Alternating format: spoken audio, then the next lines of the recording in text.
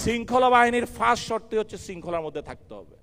First শর্ত হচ্ছে নৈতিক আনুগত্যের মধ্যে থাকতে হবে। আনুগত্যের মধ্যে যে থাকবে না, যে শৃঙ্খলার মধ্যে থাকবে না, সে তো আমার বাহিনী থেকেই বাদ। তোমরা কি তাকে তোমার বাহিনীতে পরিচয়কে অ্যালাউ করবা? তোমাদের বাহিনীর সে টাইটেল নিয়ে ঘুরবে, সেটা কি অ্যালাউ করবা? সেই জায়গায় হচ্ছে তোমাদের।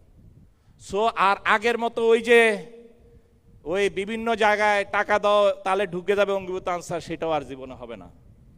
সেটাও আর জীবনে হবে না। এখানে কিভাবে তোমার অঙ্গীভূত আনসাররা তালিকাভুক্ত হবে, এই প্রক্রিয়ায় আসবে, সেটা ঠিক করে দেওয়া হয়েছে। কিভাবে?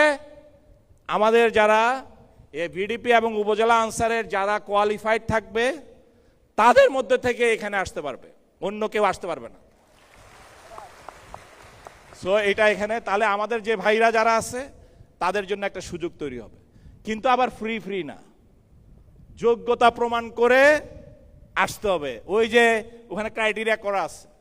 আমাদের ভিডিপি যারা ট্রেনিং করছে এবং আমাদের অঙ্গীভূত আনসারের আগে যারা ভালো ট্রেনিং ছিল, অনেকে এবার আমাদের ব্যাটালিয়ন আনসারে চান্স পাইছে। কারণ তাদের জন্য অটোমেটিক চান্স পাওয়ার জন্য যে যোগ্যতা, সেটা তো অটো তৈরি হয়ে যাবে। সে যেভাবে ডিল করতেছে, শিখতেছে, যেভাবে সে আমাদের কাজগুলোর সাথে সম্পৃক্ত, সে তো সেই প্রশ্নের উত্তর হোক আর কাজ ওখানে টেস্ট, যেটা শারীরিক টেস্ট, সবগুলোই তো সে পারবা না? তো সবগুলো পারলে তোমার তো না নেওয়ার কোনো সুযোগই নাই। প্রত্যেকে এখানে যতজন বসে আছো প্রত্যেকে অ্যাকাউন্টেবল, প্রত্যেককে ইয়া করা আছে। সো এখানে ওই ভূতরে কোনো কিছু সুযোগ সম্ভাবনা নাই।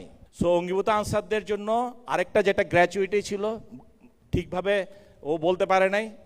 এইটা হচ্ছে যেহেতু একটা বিশাল, আমরা হিসাব নিকাশ করে দেখছি, বিশাল একটা আমাদের জনগোষ্ঠী, বিশাল একটা সংখ্যা, এটা রাষ্ট্র হঠাৎ করে কোনো কিছু করতে পারে না। আমরা দেখছি যে যদি আমাদের যারা বর্তমানে আছে তারা যদি 20 বছর 30 বছর চাকরি করে, আমাদের এই পার্টিসিপেটরি মানে সবাই, আমরা সরকারও দিবে, ব্যক্তিও দিবে, আমাদের ওয়েলফেয়ার ট্রাস্টও দিবে, দিয়ে একটা আমরা হিসাব করে দেখছি যে সেটাতে সে যাওয়ার সময় একটা হ্যান্ডসাম ভালো একটা অ্যামাউন্টের, যার 10 বছরের পর থেকে একটা হ্যান্ডসাম অ্যামাউন্ট পাবে। যে যারা এখনই যাবে তাদের জন্য আমরা ওইটাও প্রস্তাব দিচ্ছি গভর্নমেন্টকে, যে একটা অ্যাটলিস্ট ন্যূনতম একদম খালি হাতে না, একটা কিছু একটা দেওয়া যায় কিনা সেটারও প্রস্তাবনা দিয়ে আমরা প্রতি বছরের একটা আর্থিক বাজেটারি যে আছে, যেটা 100 কোটি টাকার উপরে চলে আসে এক বছরে, 100 কোটি টাকার উপরে এই শুধু এই খাতেই সরকারকে দিতে হবে। তো সেইটা আমরা অলরেডি প্রস্তাবনা মাননীয় প্রধানমন্ত্রীকে বলা হয়েছে, আর আমরা ফর্মালি এর আগেই পাঠাই দিছি। তো সেটা নিয়ে অর্থ মন্ত্রণালয়ের সাথে এখন যেহেতু বললাম, সুবিধা হচ্ছে এইগুলো এইভাবে হয় না। যখন মাননীয় প্রধানমন্ত্রী বুঝবে রাষ্ট্রের সর্বোচ্চ যে এদেরকে দিয়ে কাজ হবে, তখন উনি ওই অর্থমন্ত্রী ঠিক আছে দিয়ে দেন। আশা করি যে ইনশাল্লাহ, যেহেতু এখানে আমরা উপস্থাপন করছি, এটার একটা সমাধান হয়ে যাবে।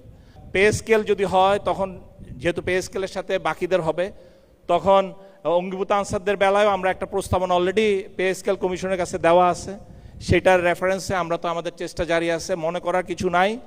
কারণ ওইটাও ইনশাল্লাহ তখন আমরা এই পার্সুয়েশন একই যদি থাকে, ভালো কাজ হইলে তখন ওইটাও আদায় করা সম্ভব হবে।